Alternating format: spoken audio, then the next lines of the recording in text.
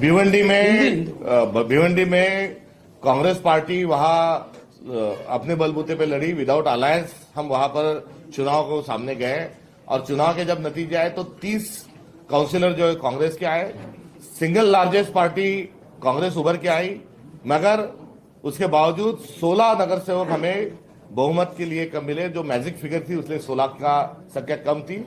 तो उस स्थिति में हमने वहां पर सेकुलर फ्रंट का एक वहां पर कैबिनेट गठन किया और उसमें जो शरद पवार चंद्र साहब की जो राष्ट्रवादी है, जिसके वहां पर मेंबर ऑफ पार्लियामेंट भी है, उन्हें साथ लिया।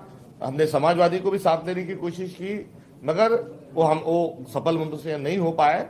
तो 12 नगर सेवक एनसीपी शरद चंद्र पवार गठ के और कांग्रेस के 30, ऐसे 42 लोग हम थे, मगर उसके बावजूद 40 की संख्या हमें कम गिर रही थी और 42 से हम बढ़ नहीं रहे थे, हमें 4 की वहां जरूरत थी। तो ऐसी स्थिति में हम आगे चलते हुए वहां बीजेपी से वो स्प्लिट नहीं, बीजेपी छोड़कर नारायण चौधरी जी के नेतृत्व में एक गुट वहां से निकला। उन्होंने केवल बीजेपी ही नहीं छोड़ी, तो बीजेपी की विचारधारा को भी उन्होंने त्यागते हुए उन्होंने सेक्युलर फ्रंट में शामिल होने का उन्होंने फैसला लिया। उनके फैसले का मैं स्वागत करता हूं और अभी वो आने के बाद हम बहुमत को लांग कर आगे गए। तो ऐसी स्थिति में mayor, deputy mayor, standing committee क्या होना चाहिए, कैसी कैसी बनना चाहिए, इसको लेकर वहां 1-to-1 हमारे 30 नगर सेवकों के साथ बात होगी।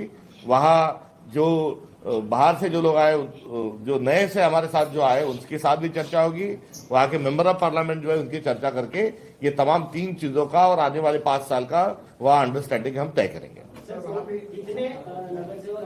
वो अभी आप 20 तारीख को कितने उसका पता चल जाएगा, तो आगे आगे देखिए क्या होता है। इसके अलावा भी कोई पार्टी आपके साथ आ रही है, अपक्ष आ रहे हैं आपके साथ?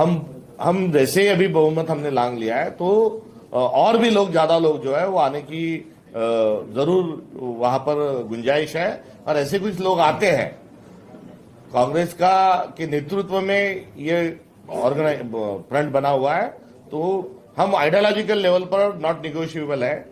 भारतीय जनता पार्टी को छोड़कर, शिवसेना शिंदे गठ को छोड़कर यदि कोई आते हैं तो स्थानिक नेतृत्व के साथ बातचीत करके हुए हम उनका भी स्वागत करेंगे। सत्ता पक्ष ऐसे प्रचार कर रहा है कि कांग्रेस बीजेपी को समर्थन करके वहां पर मेयर चुन लेगा। उनका प्रोपेगेंडा काम ही है। अब उनका जम नहीं रहा तो वही बोलेंगे।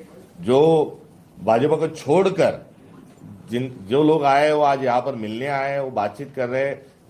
पीसीसी में उनकी प्रेस कॉन्फ्रेंस हो रही है, तो कहा दूर दूर तक बीजेपी का कोई नहीं, और हम बीजेपी को ही यहाँ पर भी क्रिटिसाइज कर रहे हैं। तो बीजेपी ये काम छोड़ दे, कहीं ना कहीं स्पोर्ट्समैन स्पिरिट लाए, सत्ता का उनका जो इतना अहंकार है उसको त्यागे, यही मेरा अनुरोध रहेगा।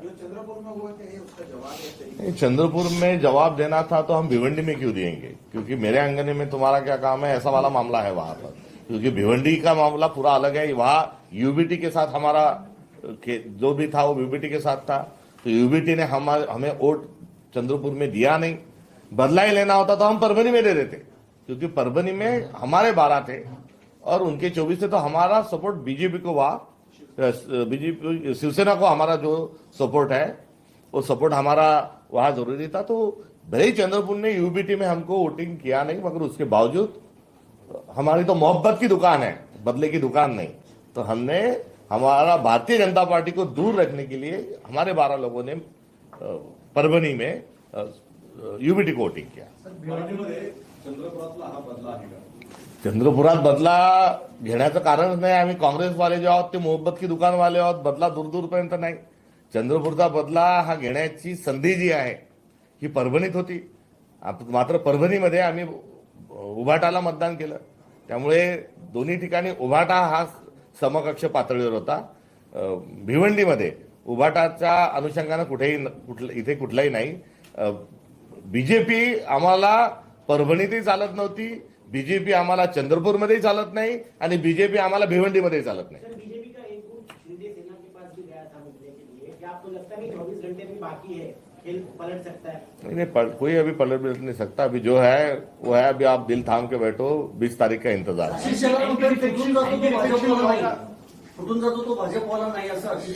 सही, धन्यवाद। आणि जे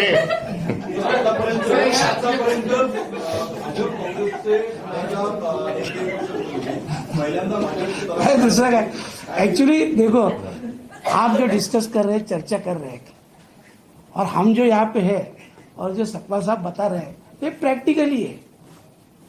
तो मेरी रिक्वेस्ट है कि चर्चा के बारे में बोलने से अच्छा प्रैक्टिकली जो आपके सामने है वही हकीकत है और वही हकीकत आगे रहेगी।